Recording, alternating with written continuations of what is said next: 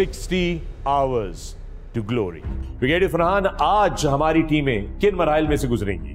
CP1 पर anti ambush drills करने के बाद तमाम टीमों को एक नया ग्रिड रेफरेंस दिया जाएगा, जिसके बाद ये नेविगेट करते हुए CP2 की तरफ बढ़ेंगी और वहां पहुंचकर इन्होंने माइनफील्ड क्लियरेंस का प्लान देना होगा। माइनफील्ड क्लियरेंस करने के बाद इन तमाम को वहां पे जज किया जाएगा।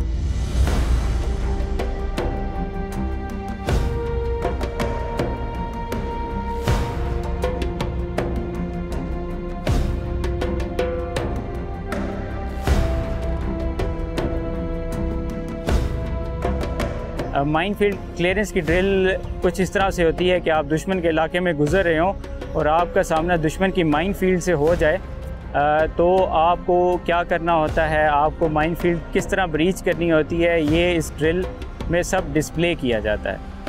CP2 पे पहुंचने पर हमें पता लगा कि एक दुश्मन की माइनफील्ड है, जिस पर मैंने अपनी पेट्रोल को माइनफील्ड क्लियरेंस शुरू करने के लिए ऑर्डर दिया।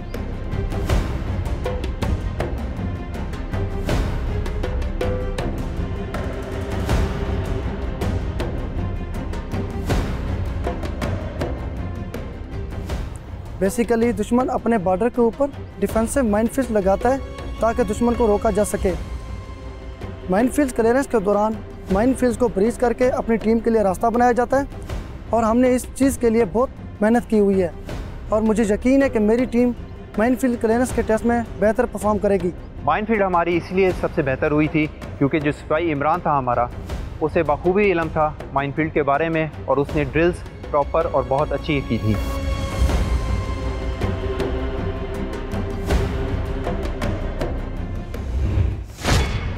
और टीम चाहती है कि वो टेबल पर ऊपर रहे और अपनी बर्तरी बरकरार रखे थ्रू आउट, क्योंकि जो जो वक्त गुजरता जाएगा विंडो क्लोज होती जाएगी।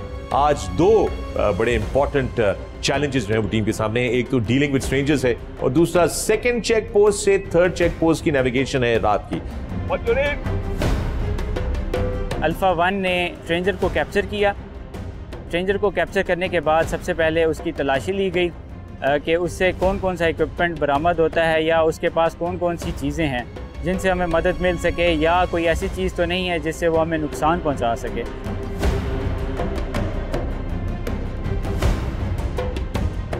जब मैंने उससे इन्वेस्टिगेशन शुरू की तो उसने हमारे किसी सवाल का जवाब नहीं दिया, जिससे ये जाहिर होता था कि वो बोल नहीं सकता। अगर कोई टीम सही तरीके से अपनी नेविगेशन नहीं करेगी तो वो कभी भी क्लोज टारगेट रिकॉनेसेंस मुकम्मल सही तरीके से नहीं कर पाएगी। 60 hours to glory. 60 hours to glory.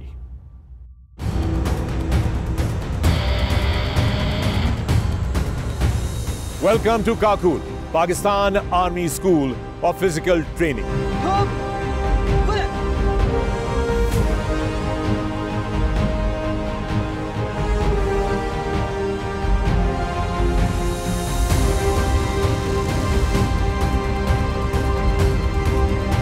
मैं सारा कुछ जल्दी सीख रही हूँ और ईजी है सब कुछ करना।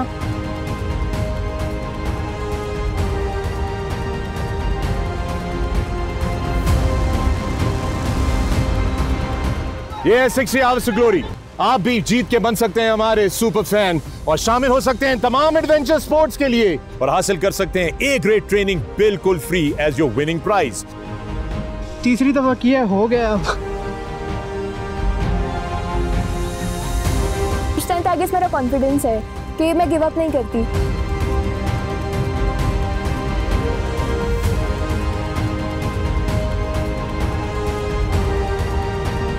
अल्हम्दुलिल्लाह अभी तक जितने भी एडवेंचर्स या जितने भी टास्क थे ट्रेनिंग के दौरान वो सब मैंने किए हैं। देखते रहिए 60 hours to glory। स्क्रीन पे आए हुए सवाल का सही जवाब दीजिए हमारी वेबसाइट पर जाकर और आइए काकुल, जहां पे आपका इंतजार कर रही है पैराग्लाइडिंग, पैरासेलिंग, इसके अलावा बहुत सारे और adventures. So we were finally able to get the right wind speed. 60 hours glory के सुपर फैंस को आर्मी स्पोर्ट्स क्लब खानपुर में खुशामदीद कहता हूँ।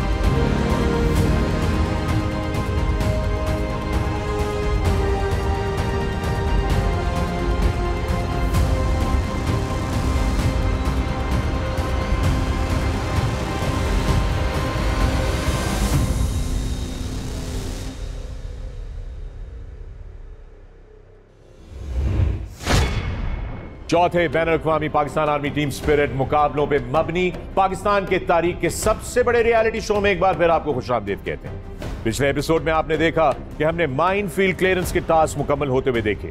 टीमों को बारूदी सुरंगों का सुराग लगाना था और उनको न्यूट्रलाइज करना था। आपने देखा कि टर्की की टीम और मंगला जिलजाल ने अपनी पोजीशन को मुस्तहकम किया, लेकिन अभी भी टेबल पे मुल्तान चार्जिंग बुल्स और टीम उज़्बेक लीड कर रहे हैं।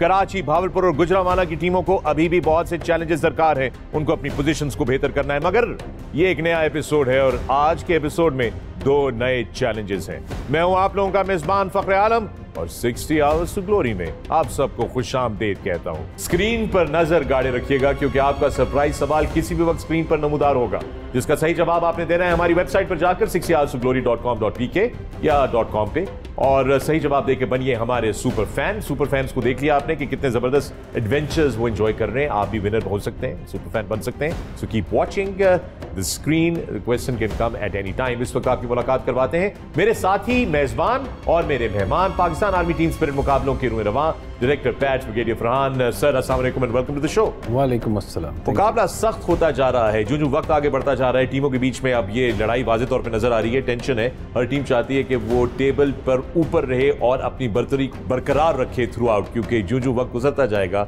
विंडो क्लोज होती जाएगी। आज 2 बड़े इंपॉर्टेंट चैलेंजेस हैं टीम के सामने। एक तो डीलिंग विद स्ट्रेंजर्स है और दूसरा सेकंड चेक पोस्ट से थर्ड चेक पोस्ट की नेविगेशन है रात की। तो ब्रिगेडियर फरहान, सबसे पहले तो ये बताइए कि ये डीलिंग विद स्ट्रेंजर्स क्या चीज है और इसकी क्या अहमियत है? डीलिंग विद स्ट्रेंजर्स एक नहायत ही अहमियत का हामिल टेस्ट है, जिसमें एक सिचुएशन डेवलप की जाती है। इन्फिल्ट्रेटिंग पेट्रोल के सामने एक अजनबी को लाया जाता है, जिससे उन्होंने एक प्रोफेशनल तरीके से डील करना होता है। उनसे एक्सपेक्ट किया जाता है कि वो उससे मैक्सिमम इंफॉर्मेशन एक्सट्रैक्ट करें जो कि उनके आने वाले मिशन में मुआविन साबित हो, और इस पूरे प्रोसेस में उन्होंने अपनी सीक्रेसी और सिक्योरिटी को कायम रखना होता है। डीलिंग विद स्ट्रेंजर्स, आइए चल के देखते हैं कि ये मिशन क्या है।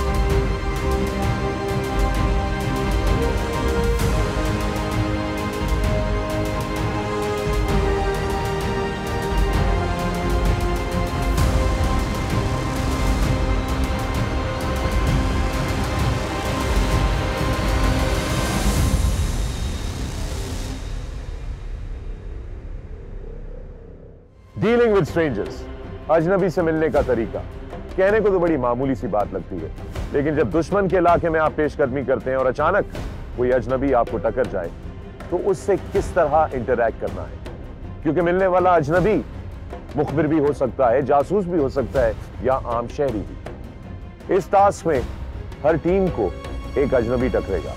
देखना यह है कि टीम किस तरह उस अजनबी से इंफॉर्मेशन एक्सट्रैक्ट करती है और फैसला करती है कि क्या वो जासूस है या एक फ्रेंडली। डीलिंग विद स्ट्रेंजर्स में हमारी पोजीशन थोड़ी वीक हुई थी और उसकी भी मेन वजह यही थी कि हमने कॉन्टिजेंसीज प्लान नहीं की।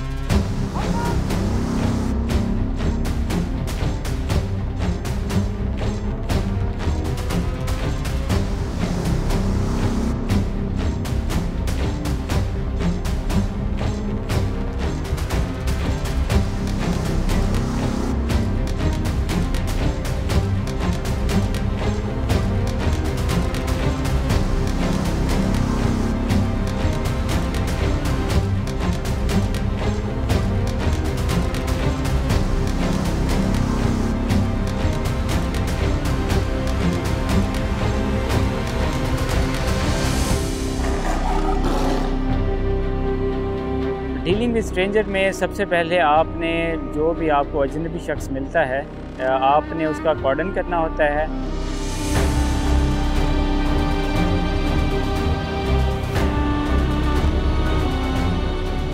अल्फ़ा 2 के कॉर्डन लेने के बाद अल्फ़ा 1 ने स्ट्रेंजर को कैप्चर किया। स्ट्रेंजर को कैप्चर करने के बाद सबसे पहले उसकी तलाशी ली गई कि उससे कौन कौन सा इक्विपमेंट बरामद होता है या उसके पास कौन कौन सी चीज़ें हैं जिनसे हमें मदद मिल सके, या कोई ऐसी चीज़ तो नहीं है जिससे वो हमें नुकसान पहुंचा सके।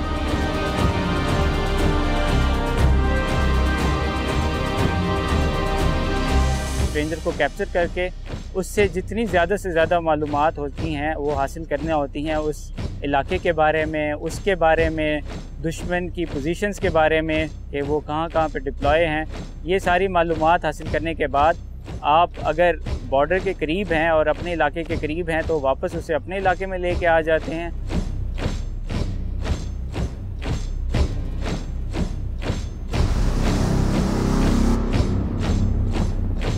जब मैंने उससे इन्वेस्टिगेशन शुरू की तो उसने हमारे किसी सवाल का जवाब नहीं दिया, जिससे ये ज़ाहिर होता था कि वो बोल नहीं सकता। और आखिर में हमने स्ट्रेंजर का परफॉर्मा फिल करके जजेस के हवाले किया।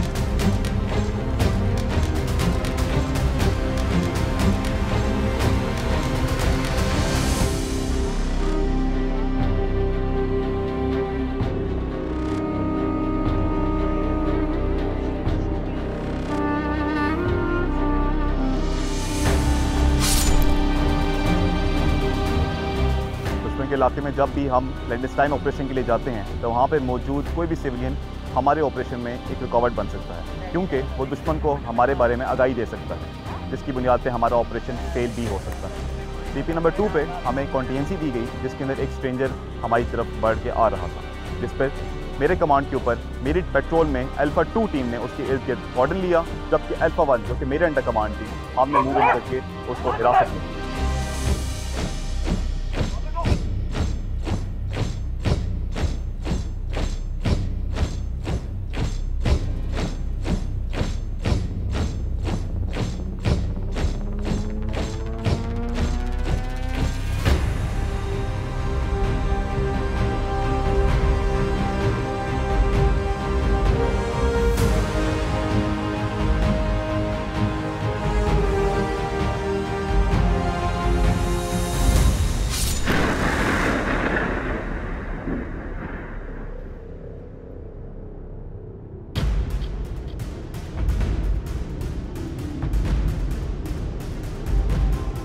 हमें एक स्ट्रेंजर का सामना करना पड़ा, जिस पर सिखाई हुई ड्रिल के मुताबिक अल्फ़ा 2 ने कॉर्डन लिया और अल्फ़ा 1 ने स्ट्रेंजर को कैप्चर किया और कैप्चर करने के बाद उससे ज़रूरी मालूमात हासिल की।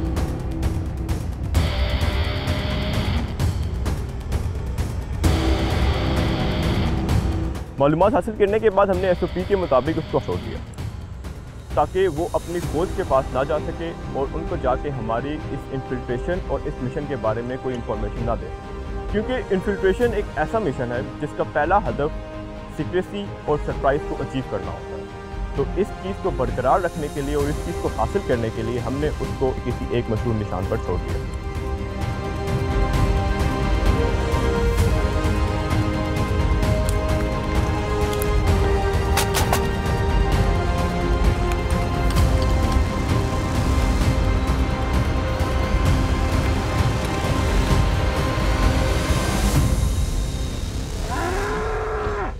में स्ट्रेंजर को डील करने के लिए एक नया सिनेरियो दिया गया। मैंने पेट्रोल को डिप्लॉय करवाया। कुछ पेट्रोल ऑर्डर्स देने के बाद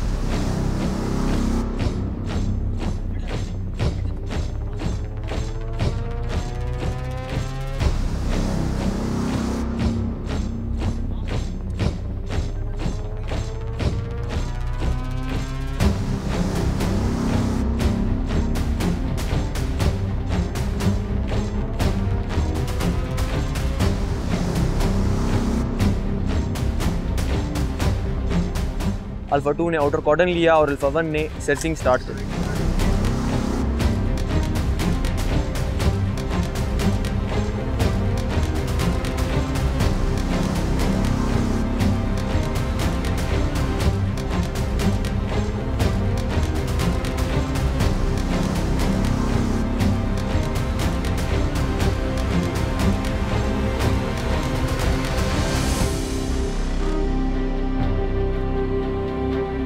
स्ट्रेंजर से ज़्यादा इंफॉर्मेशन ली। स्ट्रेंजर ने हमें एरिया में मौजूद कुछ मिलिट्री इन्फो और मिलिट्री पोजीशंस के बारे में बताया, जिसके बाद हमने उसे डिस्पोज ऑफ किया और अगले बाउंड की तरफ हमने अपना मूव स्टार्ट किया।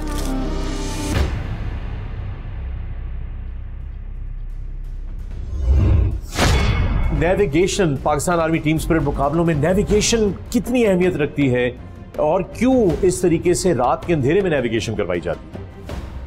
अगर कोई टीम सही तरीके से अपनी नेविगेशन नहीं करेगी तो वो कभी भी क्लोज टारगेट रिकॉनेसेंस मुकम्मल सही तरीके से नहीं कर पाएगी।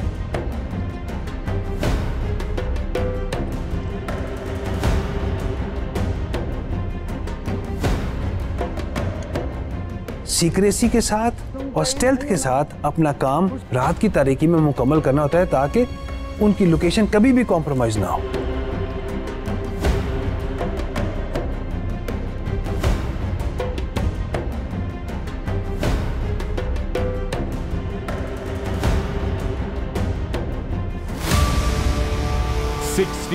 hours to glory. 60 hours to glory.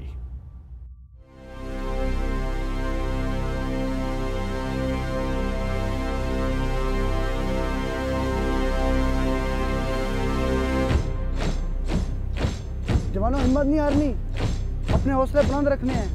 Good शाबाश।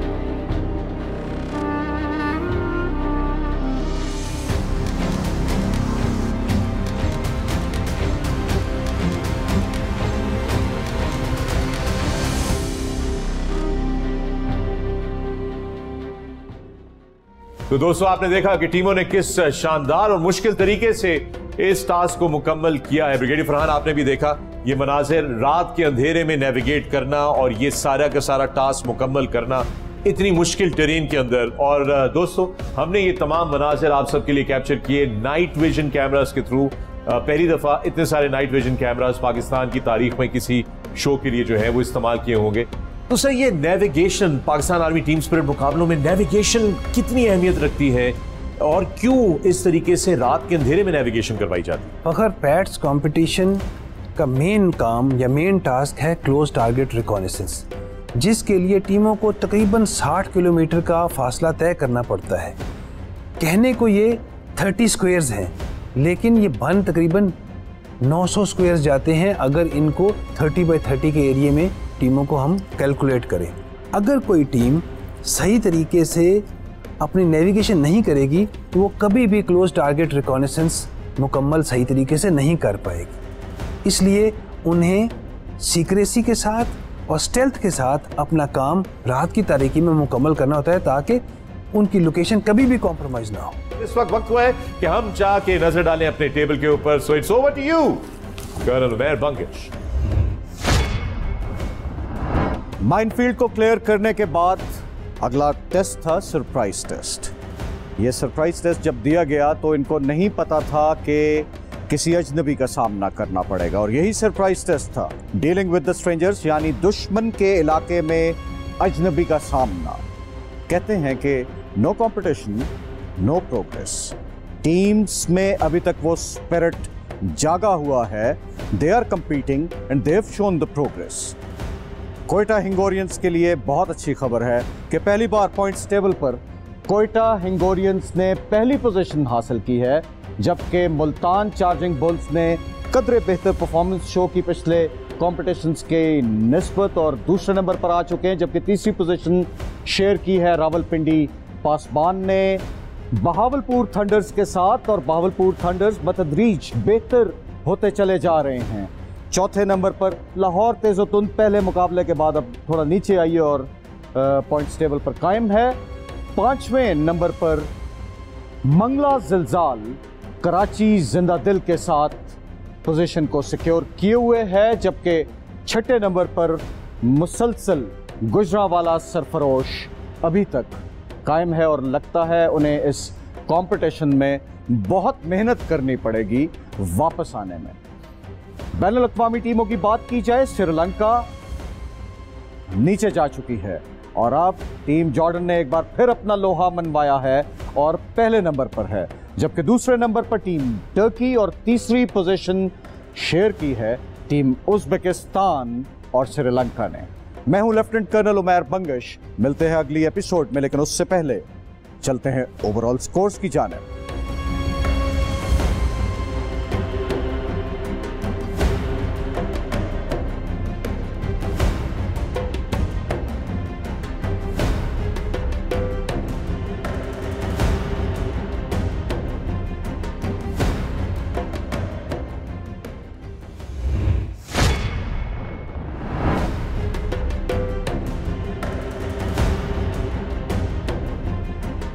दुश्मन की सरजमीन और हवाओं को तशकील करते हुए हमारे जवान अपने मिशन मुकम्मल करते हुए आगे बढ़ रहे हैं।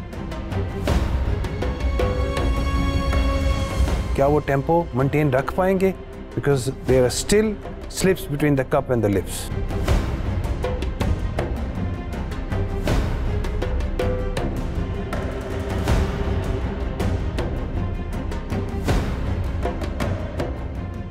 हमें जो सिचुएशन दी गई कि हमारी एक टीम के पास एम्यूनिशन ख़त्म हो गया है, हमने बहुत ही कम वक्त में दुश्मन की नज़रों से बच के वहाँ तक एम्यूनिशन पहुँचाना है और वापस अपनी जगह तक पहुँचना है।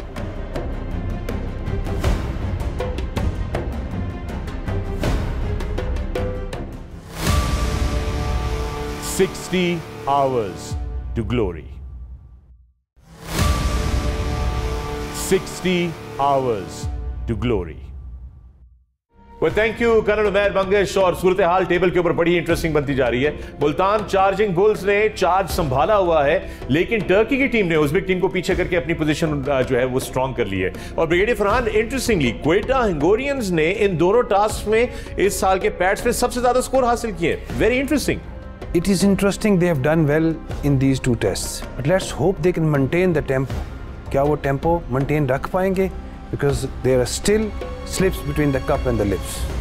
Well said, very well said. Sustainability का खेल है कि कौन सी टीम सस्टेन कर सकती है। याद रहे कि ये 60 घंटे का मुकाबला है और बीच में कोई वक्फा नहीं है। आपको और मुझको शायद वक्फे से ये एपिसोड्स देखने को मिल रही हैं, लेकिन टीमों के लिए सूरत हाल बहुत ज्यादा गंभीर है, क्योंकि मुकाबला सख्त, वक्त कम और पॉइंट्स के लिए इस वक्त हर कोई जो है वो लड़ रहा है। दोस्तों, आज की हमारी ये एपिसोड यहीं पर खत्म होती है। याद रखिए कि स्क्रीन के ऊपर जो सवाल आपका आया उसका सही जवाब आपने देना है हमारी वेबसाइट पर जाकर 60hoursglory.com and .com.pk पे, और सही जवाब देके बन सकते हैं आप हमारे सुपर फैन और एडवेंचर पे जा सकते हैं। मैं हूं फखर आलम और ये है 60 Hours to Glory। दोबारा मुलाकात होगी, अपना ख्याल रखिएगा। पाकिस्तान जिंदाबाद। CP2 के बाद जब हमें बेरिंग दी गई हाइड आउट की जानिब बढ़ने के लिए, तो हमने नफूज जारी रखते हुए अपने हाइड आउट की लोकेशन पे पहुंचे। एक पाकिस्तानी जवान का जज्बा कभी थकता नहीं है। जब भी हम एक क्लैंडस्टाइन ऑपरेशन पे जाते हैं तो दुश्मन के इलाके में कमीनगाह यानी कि हाइड आउट की रिक्वायरमेंट बहुत ज़रूरी होती है। हाइड आउट की लोकेशन पहुंचने पे मैंने अपनी पेट्रोल को hide out occupation drill start करने का ऑर्डर दिया।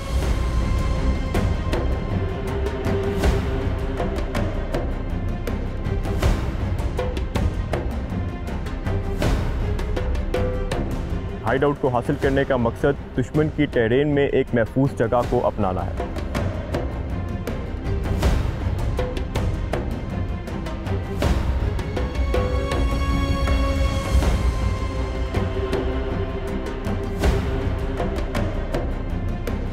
मैं खुद हाइड आउट की सर्चिंग के लिए गया। हाइड आउट की सर्चिंग क्लियर करने के बाद मैंने अपनी पेट्रोल को मूव करवाया हाइड आउट के अंदर और उनको उनकी पोजीशंस बताई। उनको अपना एरिया ऑफ रिस्पॉन्सिबिलिटी बताया गया जिस पर उन्होंने अपनी नज़र रखनी थी।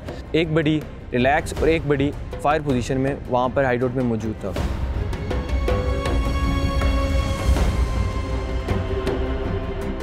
जब हाइड आउट में पहुँचे, टीम का मोराल दोबारा से हाई हो चुका था। थकन थी, लेकिन इससे हमारे मोराल पे कोई फ़र्क नहीं पड़ा था।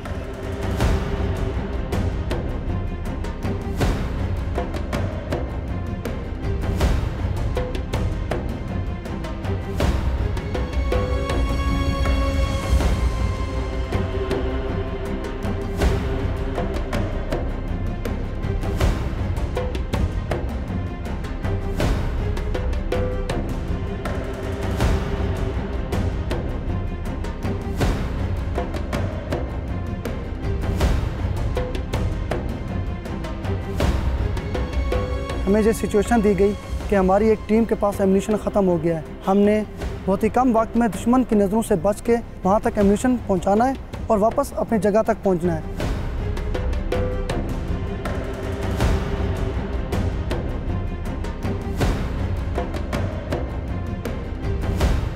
मेरी टीम फिज़िकली फ़िट है और मुझे यकीन है कि मेरी टीम बहुत ही कम वक्त में अपनी दूसरी टीम के पास एम्यूनिशन पहुँचाएगी और वापस अपनी जगह तक पहुँचेगी।